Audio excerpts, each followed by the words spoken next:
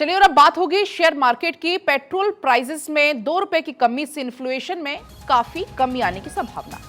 अफगानिस्तान का forex prices गहराने की संभावना। जापान की जीडीपी ग्रोथ नेगेटिव रहने की संभावना। सऊदी का ऑयल प्रोडक्शन कम होने की संभावना। न्यूजीलैंड की जीडीपी ग्रोथ कम होने की संभावना। यमुना एक्सप्रेसवे और गुड़गांव में रियल एस्टेट प्राइसेस में 10% की तेजी की संभावना। तो ये तमाम आज का अपडेट। लेकिन इसी बीच हमारे साथ मार्केट एक्सपर्ट आकाश जिंदल जी जुड़ चुके हैं। बहुत बहुत स्वागत सर आपका भारत 24 पर। लेकिन तमाम जिन पॉइंट्स का जिक्र भी किया, सबसे महत्वपूर्ण पॉइंट अगर हो जाता है आज के लिहाज से हम बात करें, जो पेट्रोल और डीजल के प्राइस में जो कमी आई है, 2 रुपए की कमी आई, इसे आप कैसे देखते हैं? बिल्कुल सही कहा आपने। पहले जो पेट्रोल डीजल प्राइस में कमी आई है उससे इन्फ्लेशन यानी महंगाई में जो है रिडक्शन होगी, और इन्फ्लेशन की कमी जो है बहुत इंपॉर्टेंट है। सरकार के अच्छे प्रयासों के बावजूद भी सीपीआई इन्फ्लेशन 5.09% पे चल रही है, तो उसको रिड्यूस करना बहुत जरूरी है।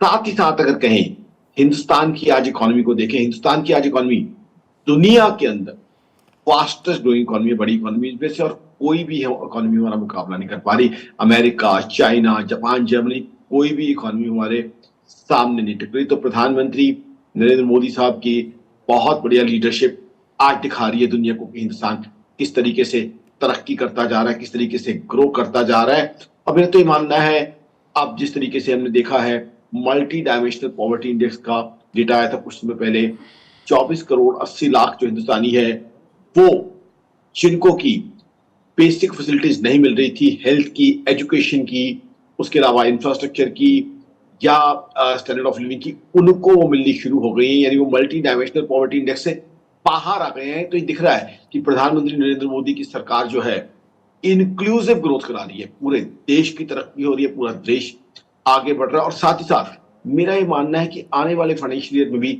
7.5% के आसपास जीडीपी ग्रोथ की हम संभावना रखते हैं। देखिए अमेरिका जैसी इकोनॉमी, आज भी वहां पे जो है डाउट बना हुआ है कि वो इंटरेस्ट रेट कम कर पाएंगे कि नहीं। तो एक तरफ देखा हमने इजराइल हमास इशू, एक तरफ उसके अलावा देखा हमने रशिया यूक्रेन वॉर, अब हूती अटैक्स का भी जो है पीछे चलता है। ऐसे में ग्लोबल इकोनॉमीज बहुत सी जो है स्लो डाउन का शिकार है, लेकिन हिंदुस्तान की इकोनॉमी सरपट तरक्की कर रही है, ग्रोथ कर रही है, और बहुत ही बढ़िया और एक्सीलेंट परफॉर्मेंस दे रही है। सबसे अच्छी बात। बिल्कुल आकाश जी, आपका बहुत बहुत शुक्रिया तमाम जानकारी के लिए।